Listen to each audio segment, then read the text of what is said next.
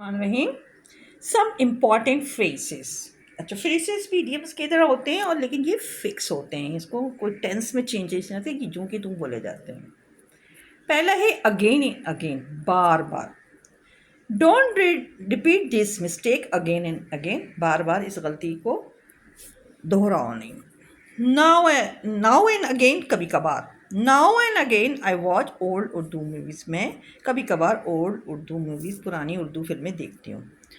All in all, सभी कुछ यानी कि कोई जो होता है किसी जगह पे, किसी इंस्टीट्यूट में, किसी इदारे में या किसी के घर में, सभी कुछ होता है यानी कि हर काम उसकी मर्ज़ी से होता है और हर काम का परफॉर्म करने वाला भी वो होता है कि हर बात उसी से की जाती है और उसकी अथॉरिटी भी सारी उसी में होती है। My grandfather is all in my family. Back and belly, रोटी कपड़ा। Only back and belly is not our need.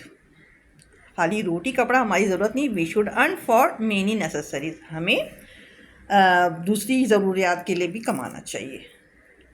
Bread and butter, दाल रोटी।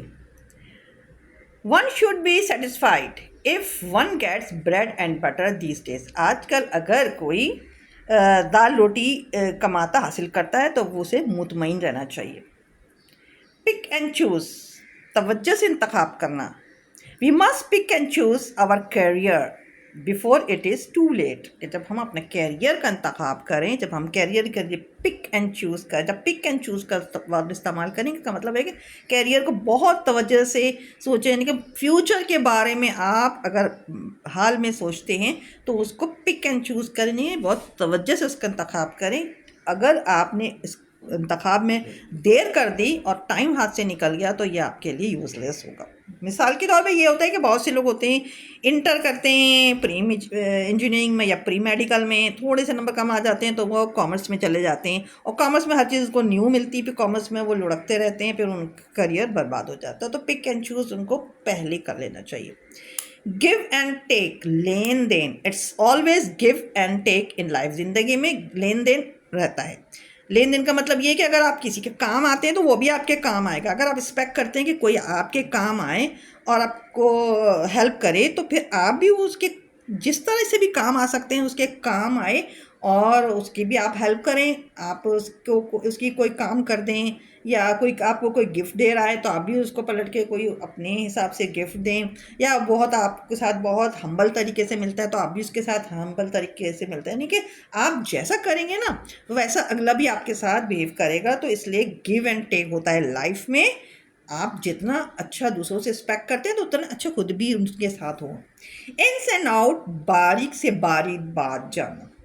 ही knows all in and outs of mobile repairing. Mobile और एक common सा device है, वो हर एक के पास होता है और अगर कोई इसकी रिपेयरिंग अक्सर ख़राब भी हो जाता है, कोई मसला आ जाता है इसमें। अब हम कहेंगे किसी को कि अगर he knows all ins and outs of mobile repairing के बारे में हर चीज़ जानता है तो भाई आदमी बिल्कुल ट्रस्ट करके उसके हवाले कर देता है कि मेरा मोबाइल आप रिपेयर कर दो, because he knows all ins and out.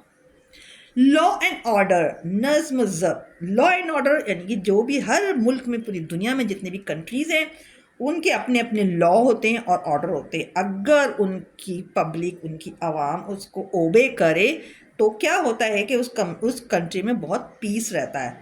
There can not be any democracy without law and order. किस मुल्क में कभी अगर कोई डेमोक्रेसी रहना है तो लॉ एंड ऑर्डर वहाँ पे होना ज़रूरी है, कि विदाउट लॉ एंड ऑर्डर वहाँ पे कोई डेमोक्रेसी नहीं रह सकती।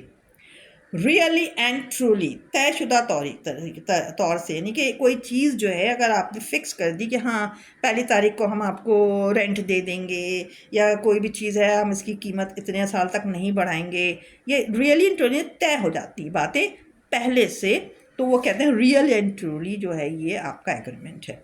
Really and truly I will do your work, कि ये तयशुदा है कि मैं आपका काम करूँगी या करूँगा। तो ये आपके हैं 10 इम्पॉर्टेंट फ्रेजेस जो आप डेली यूज़ करते हैं। इसको आप सेकंड वीडियो में आपको और बताऊंगी। तो अब तक के लिए इतना। वीडियो समझ में आए तो शेयर, लाइक, सब्सक्राइब करें। Thank you for watching. अल्लाह हाफिज़।